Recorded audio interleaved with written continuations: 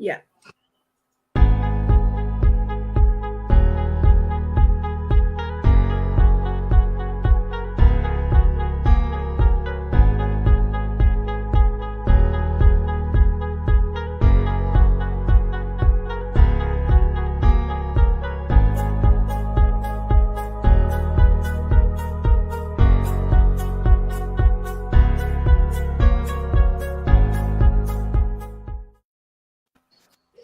Well, good evening, everybody. Welcome in to this week's edition of the Hot Seat. I am your hostess with the most, Steve Koffe Brown, and we are back in the saddle again.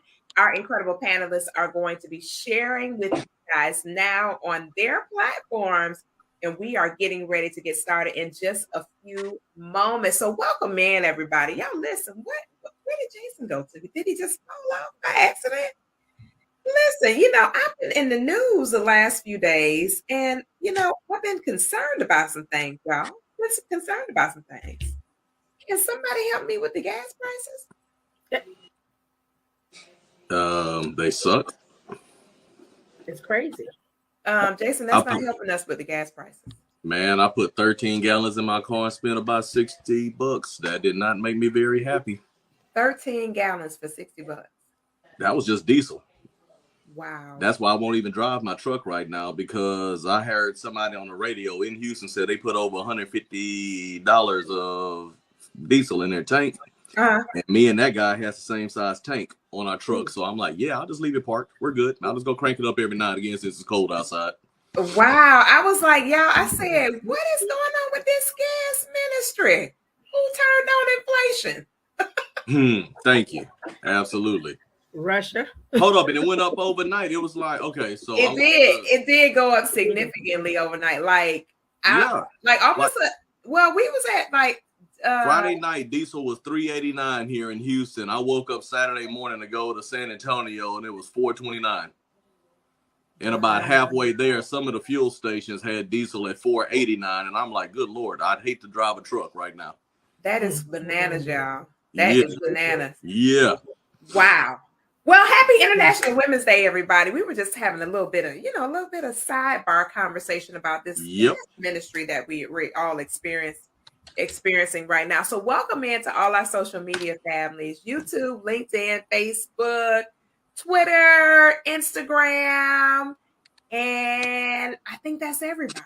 I don't think I missed anybody. LinkedIn family. So welcome in, everybody, to this week's edition of the Hot Seat. This is the sequel from last week's session. I am your hostess with the most, P. Koffe Brown. As you can see, we have a number of our phenomenal panelists who were with us last week, and we do have other panelists that will pop in a little bit later in the segment, but we are getting ready to get started and have a dope conversation on tonight. Well, we're going to continue with our dope conversation that we started on last week. Are we raising our daughters while coddling our sons?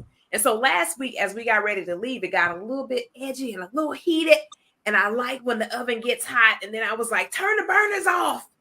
Turn the burners off. We got to go. And we just left. We left with a lot of unanswered questions. So I want to tap right into where we left off. So we had one of our viewers that came on to the show, and he had quite a few questions. But we left off with a question that he asked as we were exiting out. He asked an interesting question, and I thought this would be a great place for us to start off with. He said, can a woman who is unmarried actually successfully raise an alpha male? So Jason Thibodeau was in the thick of things at the end of the segment as he was sharing his thoughts and ideas on that particular question. But I want to ask the rest of our panel about that. That was an interesting question that was laid out there when he said, hey, can a woman who is unmarried, who doesn't have a male present, can she really successfully raise an alpha male? And so I wanted to start off with our panelists on that part, and we can get right back into the conversation from there. But Jason Williams, what is your thoughts about that? Can a woman successfully raise a male child with no presence of a man, and he be a strong alpha defined male? I would say that we would have to define alpha male. Let me pull up Webster's dictionary. Mm-hmm. Let me see what Webster would say about that. I think a lot of people have a different understanding of what an alpha male is.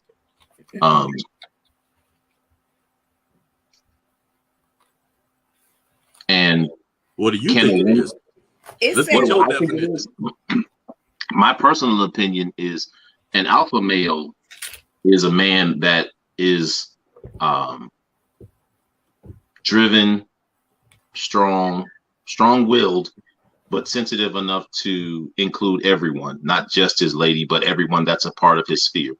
But at the same time, understands where he's going and the path he needs to go down to get there. I don't know what Webster says. Because like it says a man tending to assume a dominant or dominating role in social or professional situations. See, to me, that's vague though. Right. That's my point. So that's why I believe a lot of us have different definitions of what an alpha male is, and it depends on who you are. For me, I've been present in my children's life. My father was present in mine. I found something. Go ahead. What is an alpha male personality? So let's look at the qualities. It says self-confident, outgoing, and enterprising. The alpha male personality type goes with the alias. I don't know if we want to agree with this. Bad boy. And alpha males are usually the men who need their men to be men. He's the macho guy who exudes confidence with a tad bit of aggression, but not overly aggressive, who is outgoing and demands respect and is definitely an attractive being. I agree with most of it. Right. I agree with most of it. There are certain steps in there or statements in there that I don't necessarily 100% agree with. Like the bad boy statement? Yeah, because you don't have to be a bad boy. I don't think you have to be a bad boy to be an alpha male. Facts. It's just like it. I do believe with an alpha male demands respect.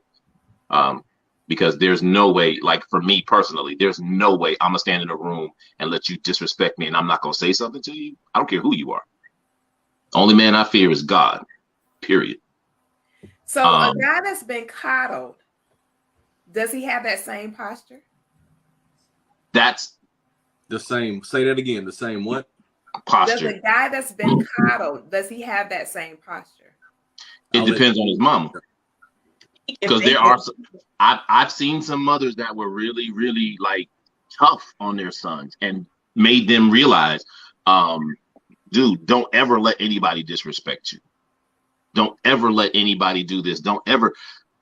Ultimately, and this is just my personal opinion, ultimately, can a woman raise an alpha male, like a strong male personality in a boy? I don't think so, not by herself. I think she can raise a great person. I think she can raise a great, strong individual as it pertains to the manhood. But as a man, there are certain things that only, I'll say this, being in relationships where I had blended families, there were times when my stepson would do certain things and his mom would say, "Oh, you acting just like Jason." And it wasn't because he was acting like me. He was growing into a man. And because he had a man present, he understood how a man should act. Depending on the woman that you're dealing with, there are some women who are a little more emotional, which will cause their sons to be a little more emotional because that's all they see. Not saying feminine, I'm saying emotional, because I know some definite dudes that are highly emotional because that's all they've known to be. So they're sensitive to certain things that most men would be like, "Ooh, that's not that big of a deal. Let that go right out." But there are some dudes who were raised strictly by mothers that have a different perspective because that's all they saw. So that's all they knew. But just like your daughters Sons seem to attach themselves to their mothers. Daughters seems to attach themselves to their fathers because of the fact that the father is that first male figure in their life, that first love. Most mothers are that nurturing type, so the son gravitates to that because the father is usually hard on the son, so he's looking for that nurturing after dad beats him up a little bit verbally. Right. If you don't have those two elements, it's hard to raise a man without or a daughter without those two elements fully. Not saying it's impossible, but it is hard, and and that's just my personal opinion. Okay, so I'm trying to think of a way to put this into layman's terms. When we talk about coddling, what is y'all's perspective on coddling? What does that really mean? If a guy has been coddled, can you? Let me ask the ladies, and we'll yield to the guys. Can you really tell that a guy has been coddled, ladies? Can you tell, like, right off the bat, after some kind of time around that guy, that he has been coddled by someone to the point where you're like, this dude has been coddled? What is going on, ladies? I feel like one of the biggest telltale signs is no sense of responsibility or ownership for the crap that they do. I think when you have somebody around that is constantly making excuses for them, which could be their mom, which could be, not giving them entire ownership of their choices and different things like that, constantly being saved, constantly being rescued, that comes out when they're older, because it comes out, and it also can grow into narcissism, which typically is kind of a telltale, not all the time, but can be a telltale sign that, listen, the world owes me something. I don't really have to take responsibility. It's your fault. That's kind of like that coddling and, having no emotional intelligence about being able to handle being with another person. Like you can kind of tell, when they're, like I said, again, I think ownership is probably one of the biggest things for me. So, Lady Victoria, what would you say? And when she said ownership, that's a good sign that somebody has been coddled, because they do lack that ability to take, like instant accountability. Not even trying to pass it off for a while and saying, you know what, I thought about it and you was right. But out the gate, like, oh yeah, I do realize that this is something that I need to work on, and I need to rectify this like yesterday. Yeah. What's another indication of coddling? Right. I agree with a lot of what Tamisha said, but to that I would add, a man that has no sense of direction for his life, for his finances, for anything. He doesn't know where he's going. He doesn't even really know where he's been. I'm just right here in the moment. If you ask him, what's your 5-year plan? And he can't tell you right away, you get coddled. Somebody else, like you said, the whole coddling thing is just like raising someone. The definition says raising someone with extreme care or extreme gentleness, being overindulgent. You can't treat a man like that. You can't always be, oh, come on, baby. Come on, honey. Oh, baby, how was your day today? What went on? When I hear women talking like that, I say she is raising a disaster for somebody else, for some woman. She is raising him to be a train wreck.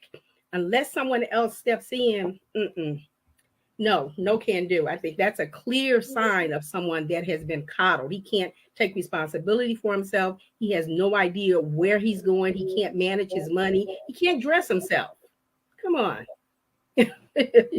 That's a real coddling ministry right there. The boy can't even put his own clothes together. That's heavy. Dress himself. Ooh, that's a whole lot right there to mention. My God. That's heavy.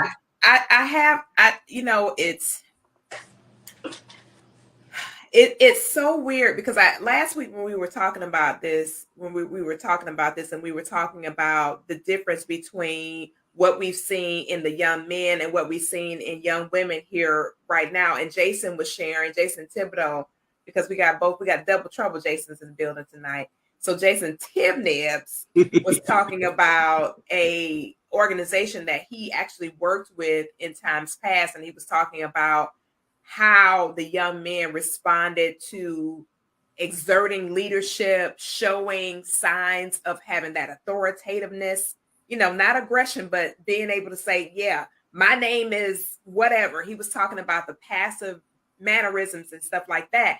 And so I was sitting here, and because we started this series, if you will, last week, I started looking at my students a little bit closer because I deal with high school, 9th, 12th grade. And so I said, let me see how they respond to delegation, see what happens, right? And so one of my male students, I said, hey, can you check the rest of the assignments? He snatches the things. I got it, miss. And he was off to the races. Now, 3 or 4 other students, males, they were like, oh no, they might not want me to check their paper. I don't know if they really would like that. I don't think, miss, I don't know if I want to do that, miss. But all of the females responded the same way as that initial male student. I got this. Yeah, I got it. I got it. Go ahead. You do whatever you're doing, Miss Brown. I got this. And I said to myself, I was like, why aren't we teaching our sons about being assertive, looking somebody in the eye, being able to respond effectively in the moment, and being able to say, whatever I need to say in a respectful manner, being able to handle responsibility when it's thrown at them without backing off of it. And I sat there and I said, this is definitely some coddling going on when you don't even want to attempt to exert any authority for apprehension that you're going to be judged.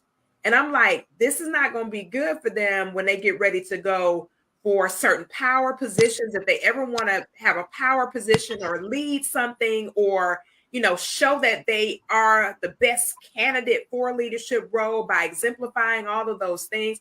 So I was sitting here and I was thinking, I was thinking to myself, are we really coddling our sons and conditioning our daughters to stand on their own 2 feet? And like, yeah, you got to stand on your own 2 feet, girl. You can't depend on nobody else. You got to get out there and make it happen. Why are we not putting that same type of energy into our sons? I think we're trying to prepare our girls for a relationship and being domesticated. And it's like, we're not preparing our sons to be good husbands and good leaders and stuff like that. But you also have to understand too, depending upon what type of household they came from, they could just be mirroring what they've seen in the males around them. So they could have had a granddaddy that just sat up there all day and they saw grandmama do all the work or whatever. They could have had a dad that was very passive. They could have had a mom that was super aggressive that they were scared to talk to. Like, there's so many factors that make these young men like this. And there's so many factors that make these young women excessively strong, where they don't know how to balance between, they come off like, oh, I don't need nobody. And then now you got these men that's like, okay, well, she don't need me. So what? I mean, so it's just. That goes along with it too. Yeah. It's a lot. It's a lot. I'm sorry, Jason. Go ahead. No. You're good. You're good. Very good point. Very good point. I think that's something that we definitely need to unpack, because what we need to come to grips with is some of that mentality goes all the way back to the slave days as well. And what I mean by that is, with the slave times, the daughter would be raised a certain way, and most of the time the mom would actually make the son seem like he was halfway retarded, so that way massa wouldn't sell him off. You know what I mean? Because he wasn't smart enough to be a good sale, if you would, to sell off to another plantation or whatever. So he wasn't a good product. He wasn't smart enough to do certain things. And I hate to say, like Tamisha was saying, generational things as well. I'm not making an excuse for this, but if you look at it over the generations, it's gotten better. But I think some of it still happens, some of that mentality, because I'm very social when I'm out, and I pay attention to a lot of stuff, people watching. And I would notice even when I would visit friends, a lot of times the grandparents and stuff would be like, they start making excuses. No, it's all right, baby. And they'll go get on that woman. You make sure you make that man a plate and this, that, and the other. But when the rest of the dudes are out talking and everything else, and you got that one or two dudes sitting in the kitchen still, and the rest of the dudes out there playing dominoes and talking like men talk, they start making excuses. Oh, baby, it's just hot outside. He's just a little warm. That's why he in here with the rest of us. No. You come out here with the rest of us. I mean, because even with my little cousins and stuff, I go in the house and be like, hey, man, get your butt up and come out here with the rest of the dudes. Oh, man, it's hot outside. And even the mom would be like, no, baby, it's kind of hot out there. It's like, I didn't ask a question. Get up, come out here and be with the rest of the dudes. And it like Jason was saying, it takes that. Mm-hmm. So I was thinking about the comment that I made. I was thinking about the comment I made last week when I said, yes, a woman can raise an alpha male. Do I truly believe that? Yes. The likelihood of it happening, slim to none, like my other man, Jason, was saying. And the reason being is after I said that comment and we got off, I started reflecting back. Now, for one, my dad was always in the picture, even though my parents got divorced when I was in the first grade. But then I started thinking about my cousins, my uncles, other men that I'd been around, even though I wasn't around them all the time. When they did see certain behaviors or attributes, whenever I come around them, just like I do to those same little cousins now. You come out here and talk to come talk to us. They would come in that house and pull me out the house when we went out to the country. They would make sure I was around when they were talking, when they were doing things. And granted, I'm a lot more mechanically inclined than most of them because of my father mostly, but they still made sure I went out there, played sports, talked the talk, understood how things were supposed to go, understood, standing up on your own too. And see, everybody thinks about an alpha male. They think you got to be this tough guy. It's not about being the tough guy. An alpha male, if you're really pushing to be the tough guy, you're not a true alpha. You understand what I'm saying? You're more or less a beta trying to portray yourself as being an alpha.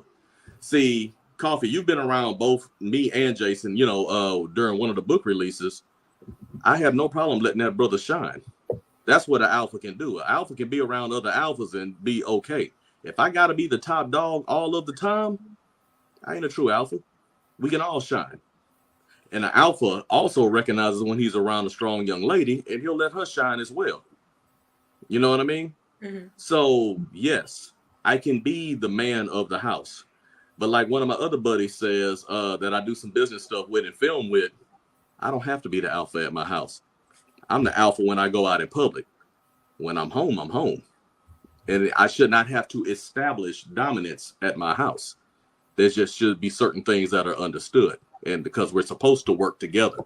Like you said earlier, that energy, or was it Lady Victoria? That energy has to offset each other. You see what I'm saying? Mm-hmm. We got to be a yin to our yang. So I shouldn't have to come home and try to be an alpha. Mm-hmm. This should already be known when I walk through that door who I am. And I'll rest my mic. So that, okay. Tamisha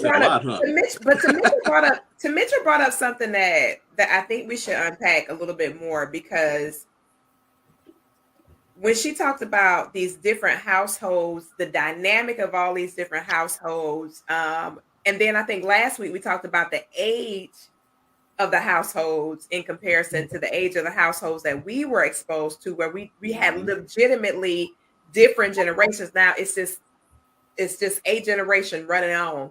It's like a run-on sentence, kind of, because you're talking about the fact that you got people, some of them having their children younger, and then your mama is like 14, 15 years older, and then your grandmama is just a tad bit older than that. So you got all these generations piled into one.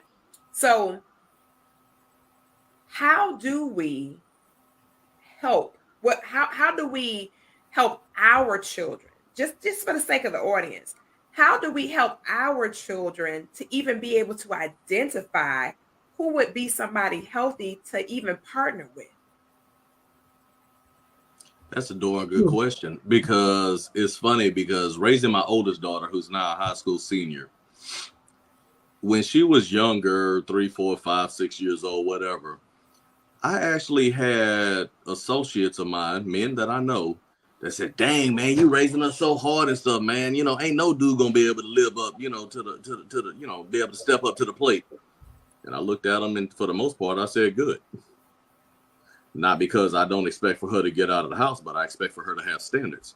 Now, I'm not trying to raise her to a point to where those standards will never be met, but I also don't want her walking around out here like a lot of the young ladies that I see these days, where they're doing a lot of things for attention as opposed to for the right reasons that would actually bring the right man to them. You see what I mean? So I see a lot of young ladies who are chasing these little boys as opposed to the young men actually approaching a young lady. So that, you know, basically the ladies are being, you know, it's almost as if the genders are switching to some extent. And I'm seeing a lot of the ladies be the aggressor and not so much the young men. So yeah, like my oldest daughter, she's dating now. And sometimes she'll ask, she'll be like, "Well, can I go over to my boyfriend's house?" And I was like, "No, he needs to come over here and hang out with us. If anything, he ought to be the one making us feel comfortable with his presence, not you necessarily running over there." Does she go over there from time to time? Yeah. But no, he need to come over here, and going to grandma's house don't count. No, you come over here and hang out with us. You know what I mean? I need to know you.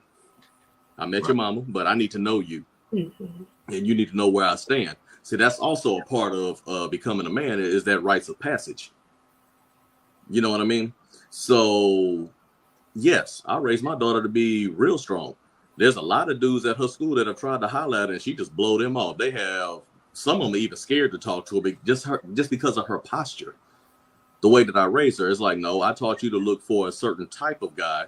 And when he shows himself, you'll know to go over there and say hello. You'll know to speak back. You'll know to exchange numbers then, as opposed to the dude that just walks up and tries to holler at you. Case in point, a year or two ago, her and some of her friends are walking around the mall. She said some dude came up and hollered at one of her girlfriends, one of her homegirls she was hanging with. And I was like, let me guess. He asked for her number. They exchanged numbers, and he walked right back over there where his buddies were and started texting her. She's like, "How did you know?" Because he's been coddled. See, me and my man Jason here, we come up from the old school. When you walked up and you approached that young lady. Okay, wait a minute. Hold on. Let's be fair. Now, in this new age of communication that we exist in, I wouldn't necessarily say that's coddling more so than it is learned behavior. Okay, you're talking about a new age of communication. So people in our age, strike when the iron is hot. They got to strike when the iron is hot. I mean, in our age group, we still have to address that and say, "Hey, I prefer that we talk as opposed to texting." It's learned behavior now. I wouldn't necessarily say that would be an indication of coddling. Coffee, you're coddling. No, that's not an indication of coddling. It's true. But is that not true, y'all? There are truths. Like, I give you a perfect example. Like today, there's truth to that, but it should not be the standard, is what I was getting at. Unfortunately, it is the standard. Let me tell you why I say that.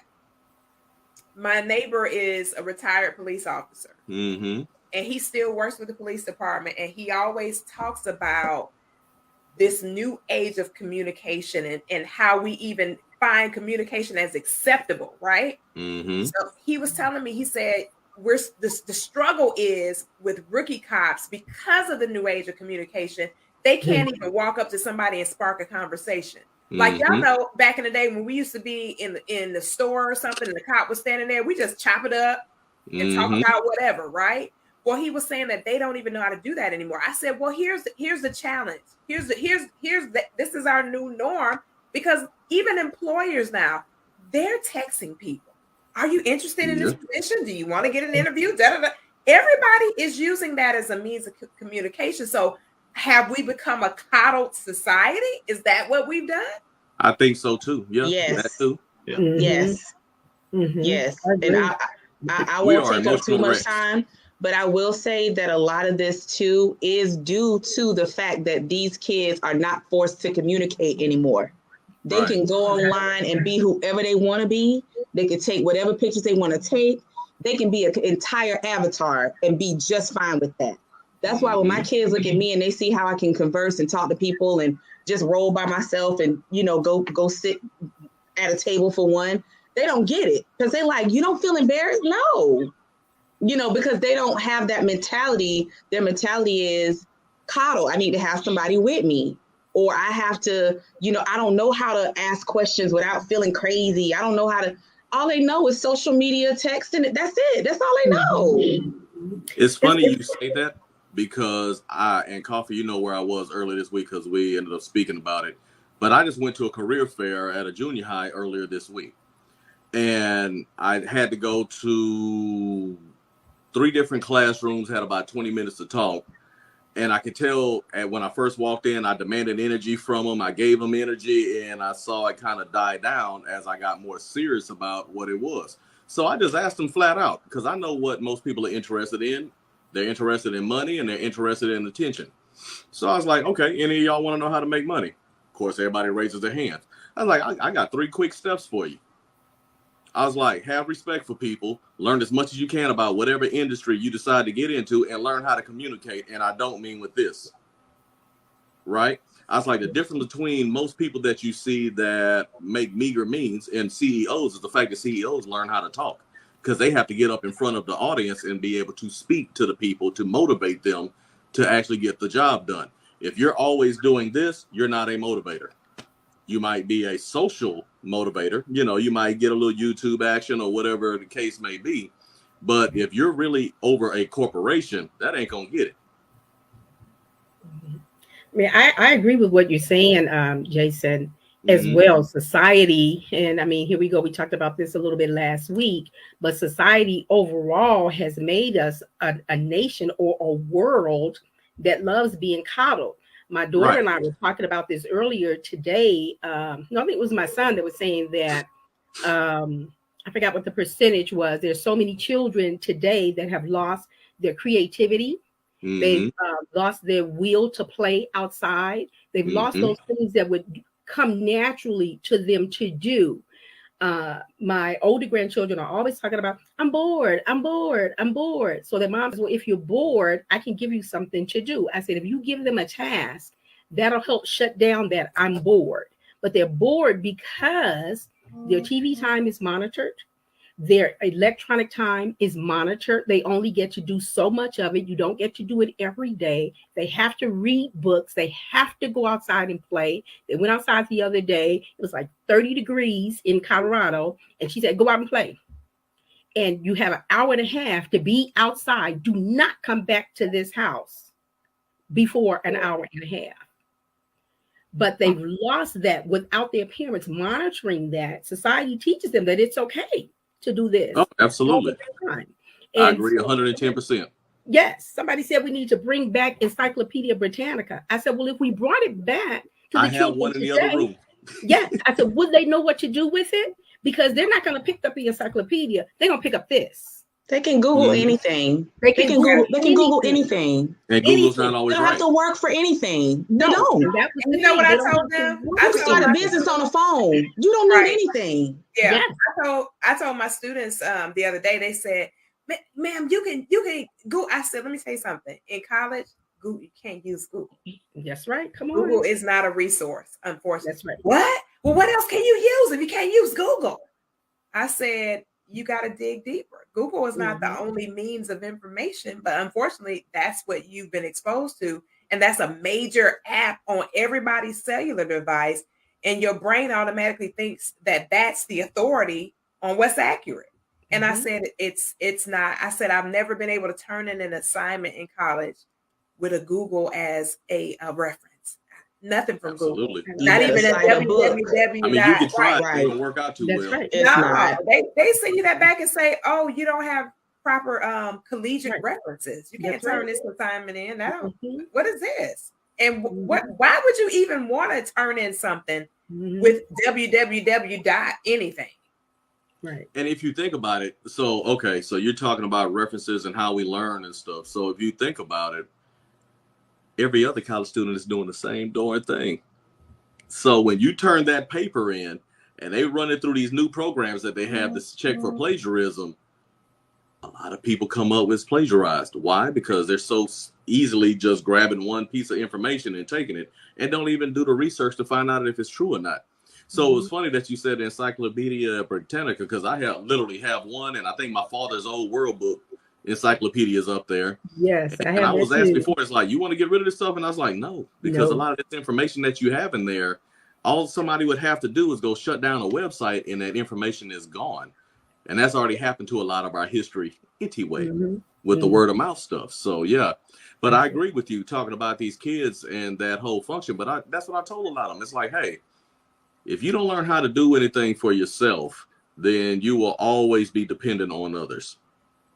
And that's where a lot of the problems come in, is because I meet a lot of women who can do for themselves. Some of them won't, because I used to network. And of course, I have a job where I have to be social. Hell, I'll be at the rodeo tomorrow, drinking and stuff with other, with clients and stuff. You're going to be drinking water, Jason? No, but not at all. I will be with libations, absolutely. But not getting drunk. But you have to learn how to communicate with these people, and if you can't relate to them, if you can't communicate with them, you can't really truly succeed, because no matter what, there's really no such thing as a self-made millionaire. It is not.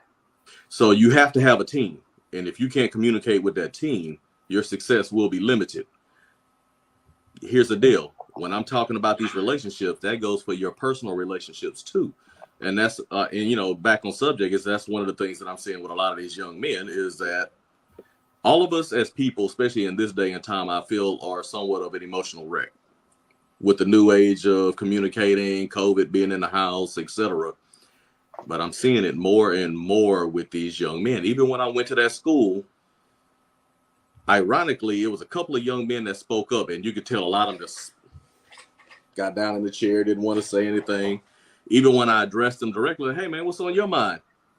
They would just look away. I was like, I'm standing not 2 feet away from you, bro. If we was in the hood, I'd have touched you.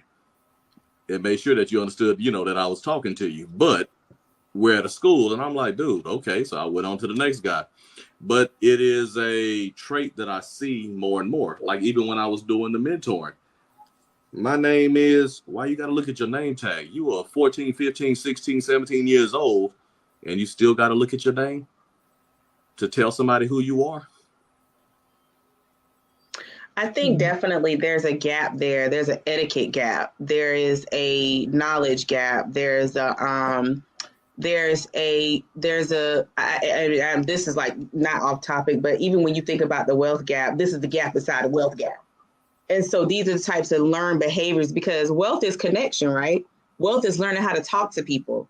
Wealth is nepotism.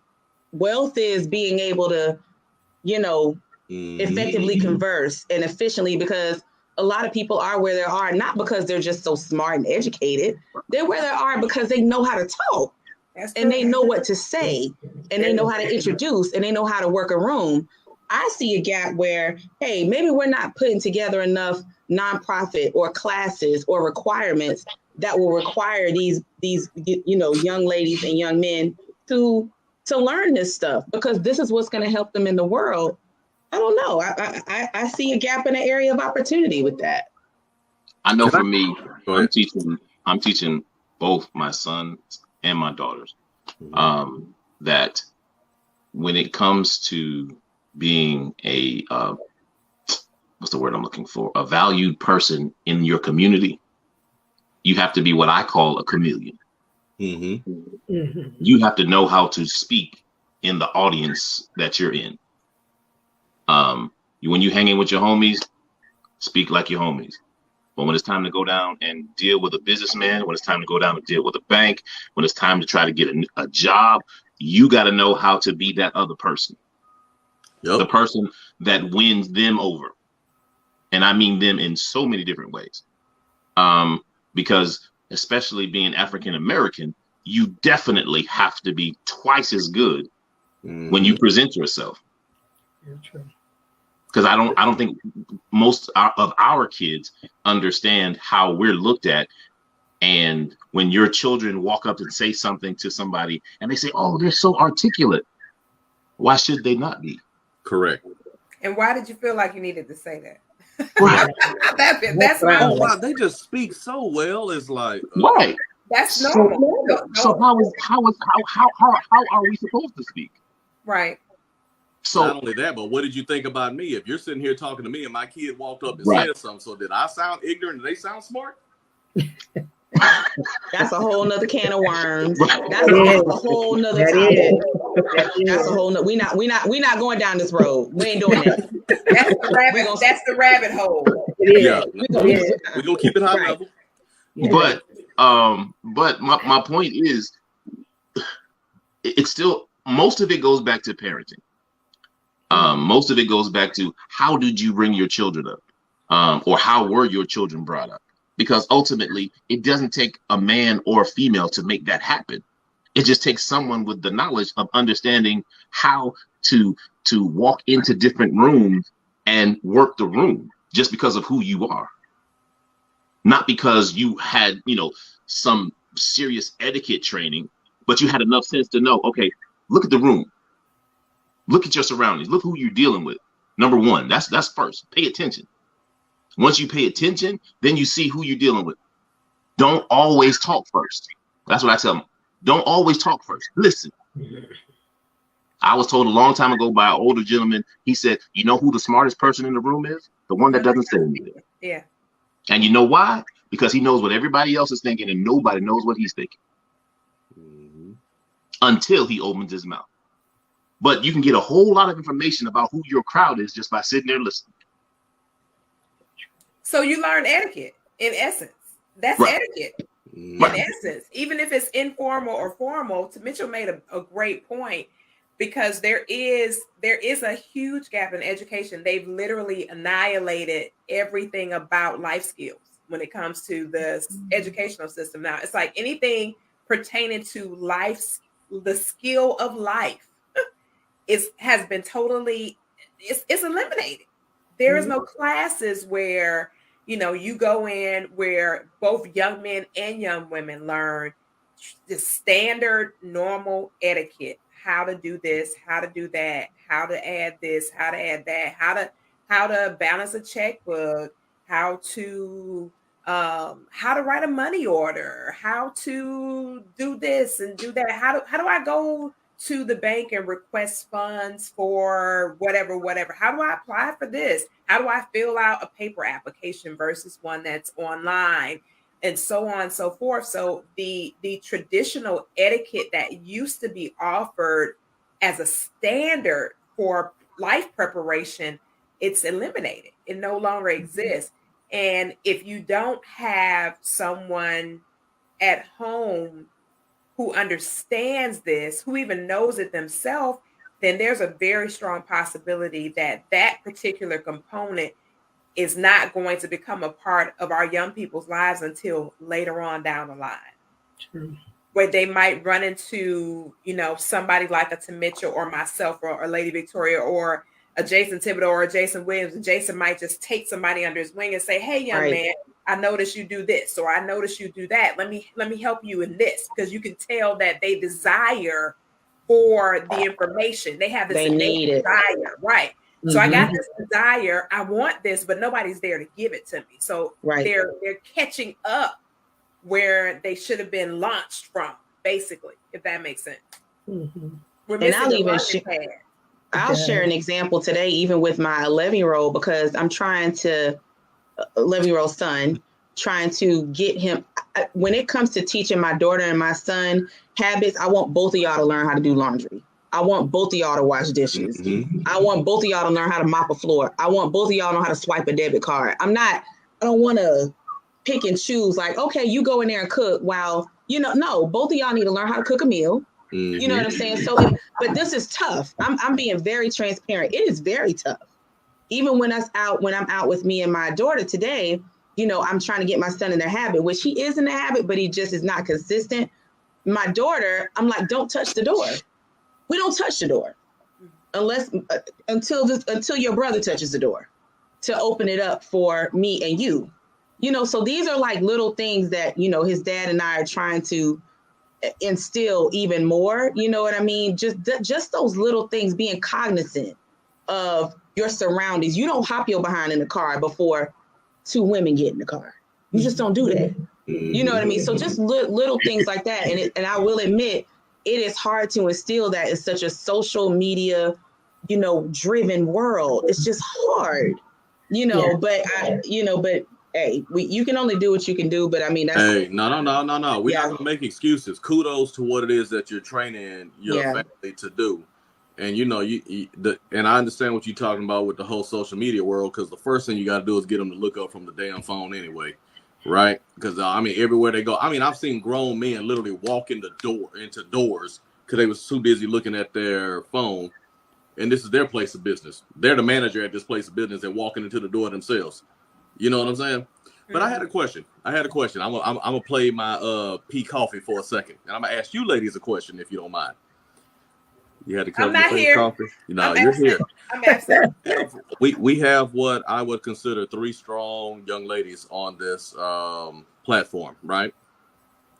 Let me ask you something. So your mother was in all of your lives, correct? Yes. Okay. Yes. How do y'all look at and I know all of y'all have a friend like this, at least one or two. How do y'all look at, or what do you think about your female friends that were raised mostly by their dad? Even though it may not be a bunch of them, I know each one of us has probably 1 or 2 of them that we know of. What traits do you see? I actually do not have any female friend in my age group that was raised solely by her dad. Okay, to Mitchell. I have one friend who was not solely, but her dad has a very, very high presence in her life, more than her mom. Mm-hmm. And one trait that I've noticed about her is that she is hardcore. She's very hardcore. But you know what? I admire the fact that she knows what she wants, and she does not back down. And even the caliber of men that she has dated has always been, you know, very high caliber men. And I do believe that that's because she was never in a situation where she was looking for male attention because there wasn't any at home. Now, I was raised by my daddy, but my daddy left me at 21. But my daddy gave me the essentials. Like, he gave me the best part, which caused me to really thrive in a lot of areas too. And I'm not going to, you know, speak on that until, I'm solicited. But yeah, there's a difference. About you, Miss Victoria? Well, I'm the same as Koffe. I don't have any female friends in my life that were solely raised by their dad. I do have one example. Actually, a family member of mine. When he and his wife separated, he had sole custody. He had 2 daughters. He had sole custody of his girls, and I can tell the difference in how they are raised. Compared to some of my other nieces. They're very intelligent. They're go-getters. They know what they want in life. They don't date just anybody. You know, they're in charge of their finances. You know, so they're well put together, and they reflect that in their adult lives now. So I can the reason I asked that question. And my friends that their dads are present, but they have a balance of power with masculine and feminine energy. So it's like dad is very, very present, but that soft side that is that necessary balance to have, especially in womanhood. Mom is definitely present. Dad's his handiwork in that right here and here is real. It's real evident. Even in, I'll even bring it so far as to current tense. Even in my children, you can tell. Their dad has been gone for almost 11 years, but you can tell that their dad had a strong hand in the way that the girls are, for sure.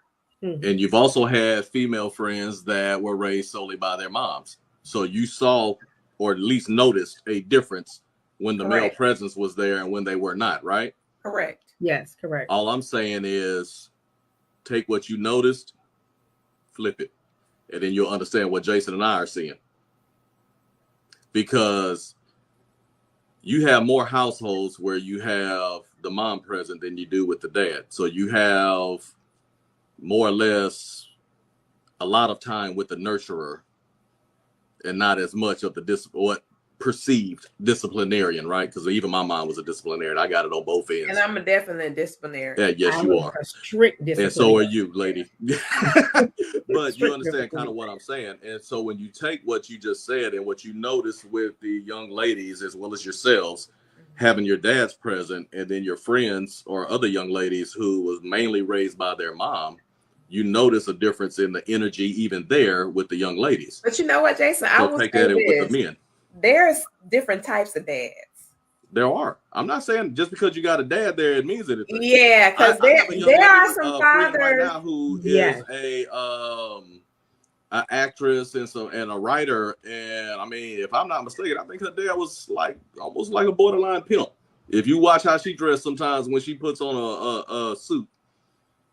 And see, so she's not a dude. She's very feminine, but her demeanor, her posture. For transparency, my dad was very passive. Mm-hmm.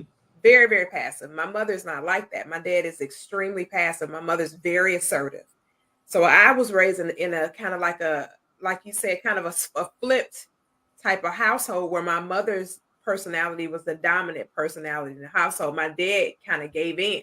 You know, my mom would be like, if she would come at him about something, after a while, my dad would just be like, all right, you got it. And he would just concede. So I was raised in kind of a different type of environment from a dad perspective. So I wanted to bring that to light because I know a lot of times we talk about dads, but the thing about dads is what kind of dad are we referring to?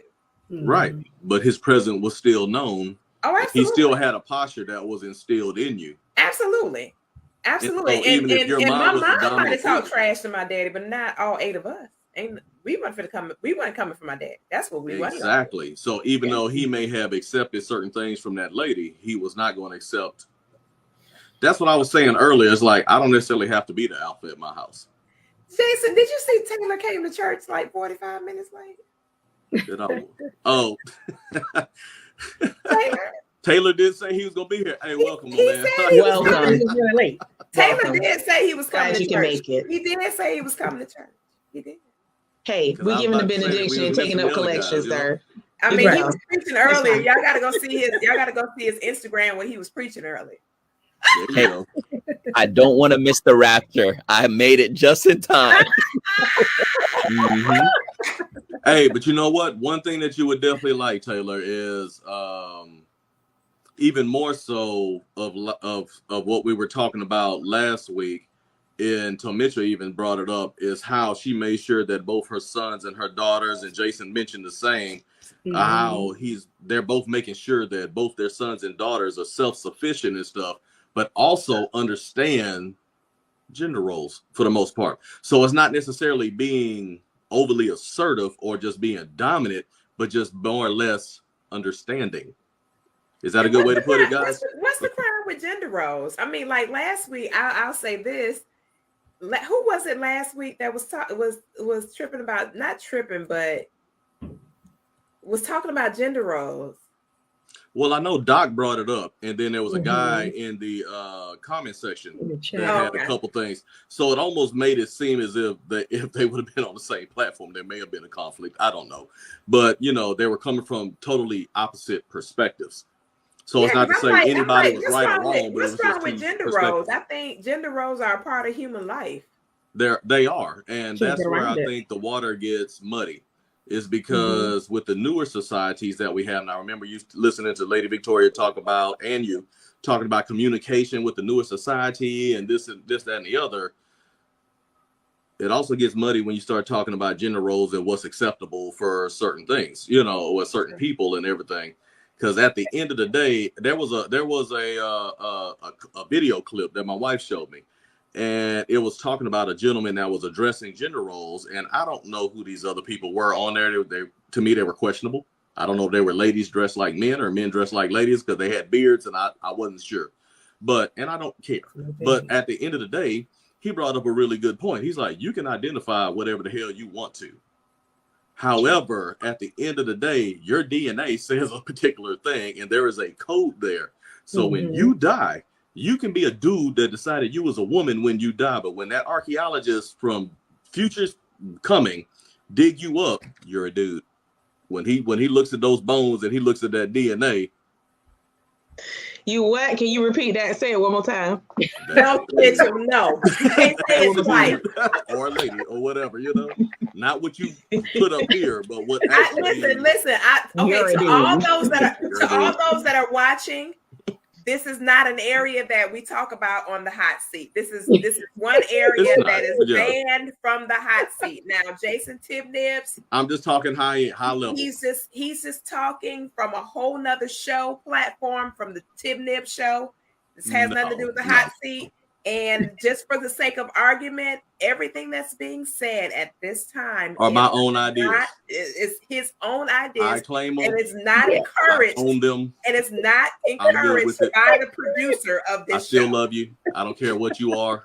As long as you love yourself and have respect, I still love you. I don't care what you do. Whatever he says is not encouraged by the producer of this show. No.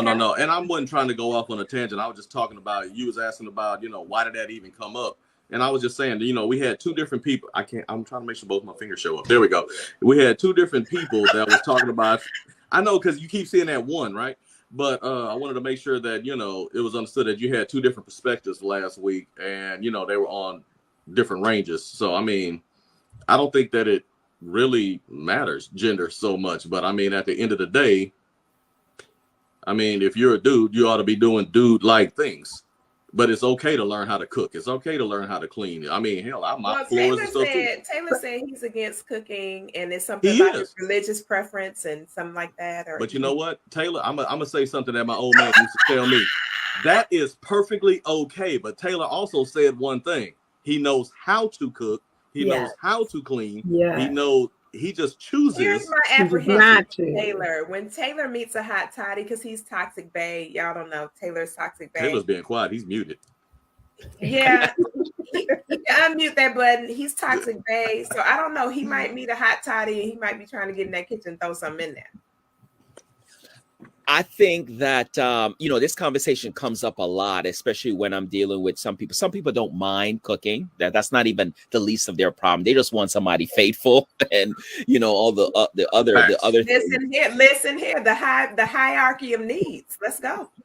Absolutely. But I think that for me, I love to clean and wash dishes and stuff like that. So I think there's fair exchange. Okay. I like 100%. It.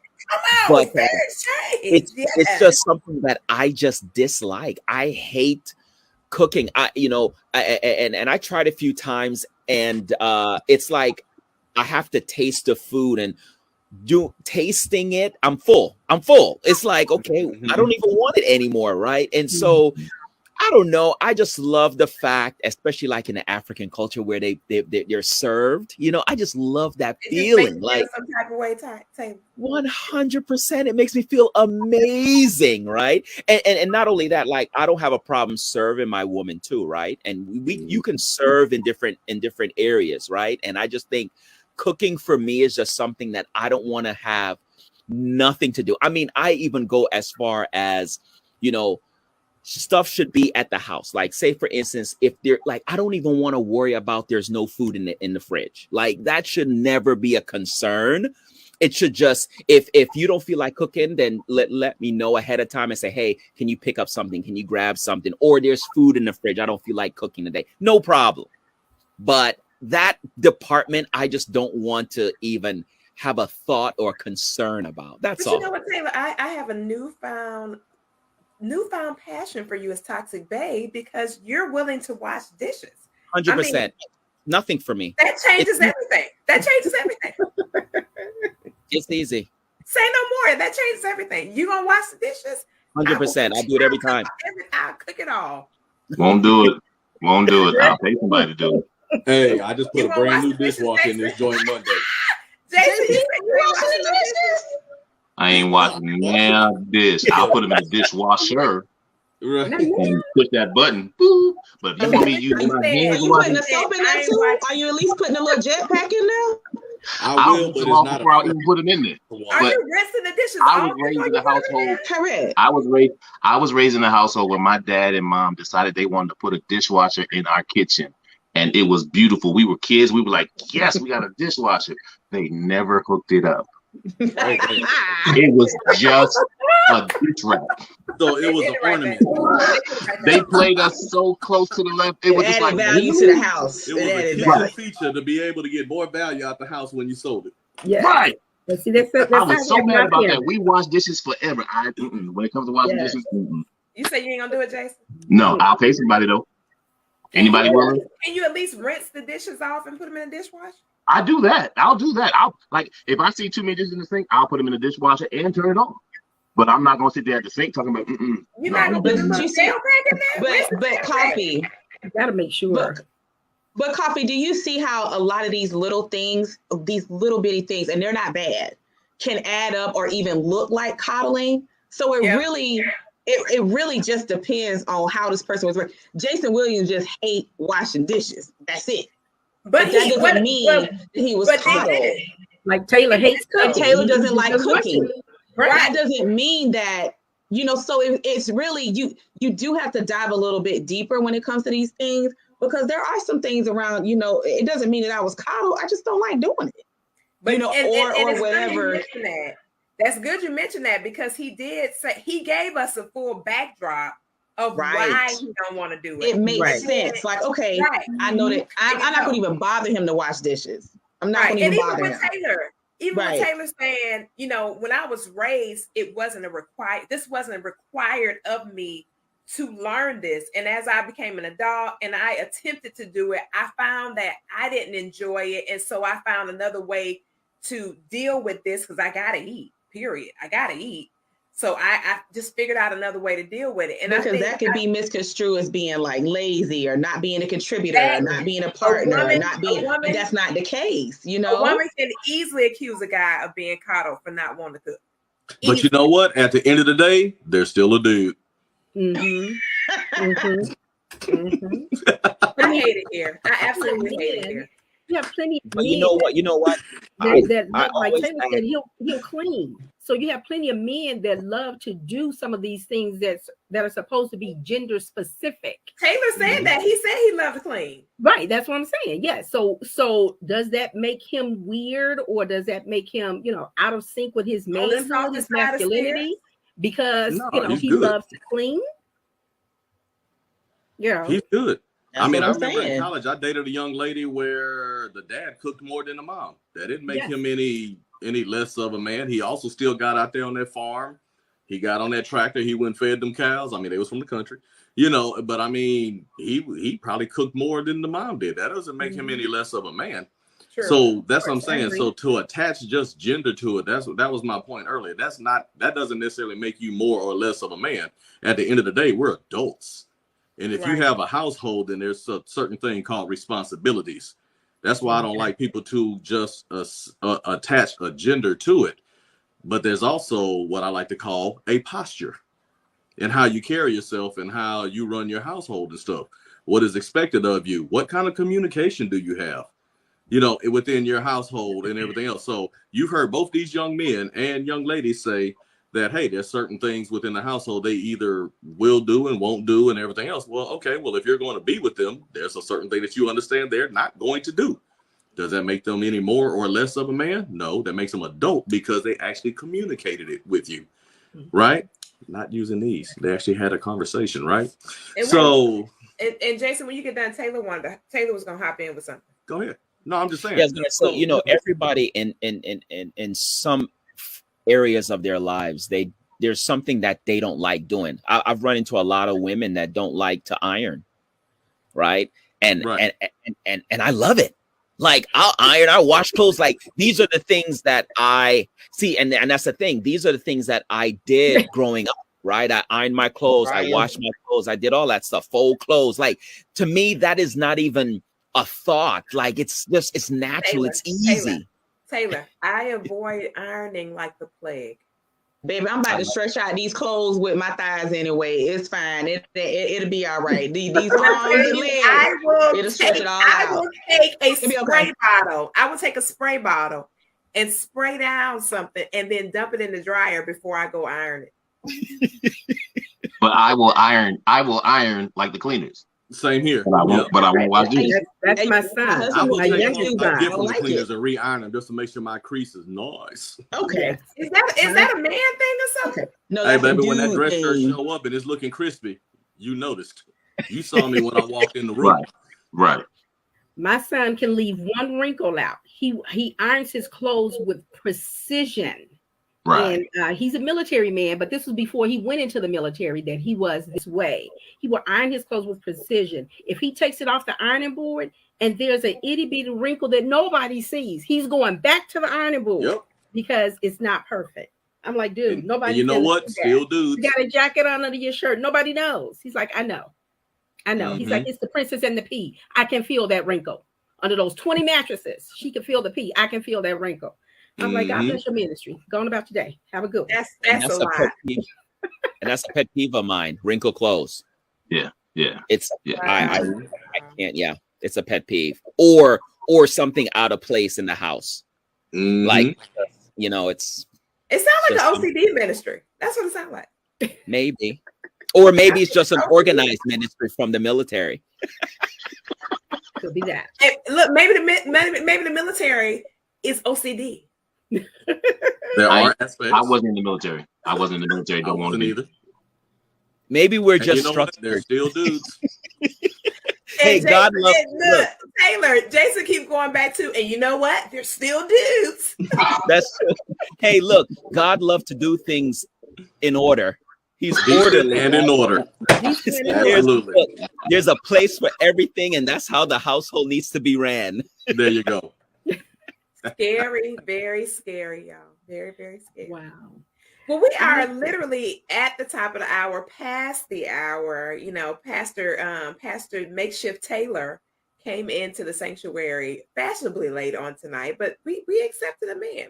During the benediction, he said he wanted to make sure he was in the rapture. He didn't want to miss being saved tonight. So we want to thank him for being on the ark with us. Thank you. You know, one thing that I learned in the military is that you don't miss movement, meaning that it doesn't matter if you're running with your duffel bag and stuff. When they say this is time to move out, you got to be there. Although we didn't move out. I caught the train. We moved in. we moved in. Well, I hope you guys enjoyed the segment on tonight. We had a phenomenal time talking about, are we raising our daughters while coddling our sons? I think we got some resolves on tonight, thinking a little bit broader in our perspectives on how this coddling situation even really looks. And if it is really even coddling more than it is perceived coddling, where we are making assumptions without factual evidence, or we don't have a clear understanding of why a person is a specific way. So I absolutely love the fact that we dug deeper into that to talk more candidly about why people are moving the way they're moving, why they behave the way they behave, and respect for the time that we're in, and understanding that some of what we used to call coddling is now considered as normalcy. Good, bad, or indifferent, it's now considered as normalcy. So that just means that some of us might have to do a little adaptation to this new ideology, whereas others like myself, I'll stick with what I know. I'll stick with what I know. I don't know how accepting I can be with some of the new age thoughts and ideas. And I do think that some tradition is good tradition. Not all, but some. Some tradition is good tradition. So thank you guys so much for tuning in to this week's edition of The Hot Seat. Again, happy International Women's Day to all of the women out there from across the globe. Thank you so much for all that you do, all that you are, and all that you will give to our incredible world. There is no woman left behind in International Women's Day. We all play a role. We all have a part. It's just a matter of making sure that we do it. With that being said, we'll see you all again on next week's edition of The Hot Seat. Until then, grace, peace, and blessings to you and your family. Enjoy the balance of your evening. And thank you again to our incredible panelists. And we'll see you all again on next Tuesday. Same bad time, same bad channel. Good night, everybody.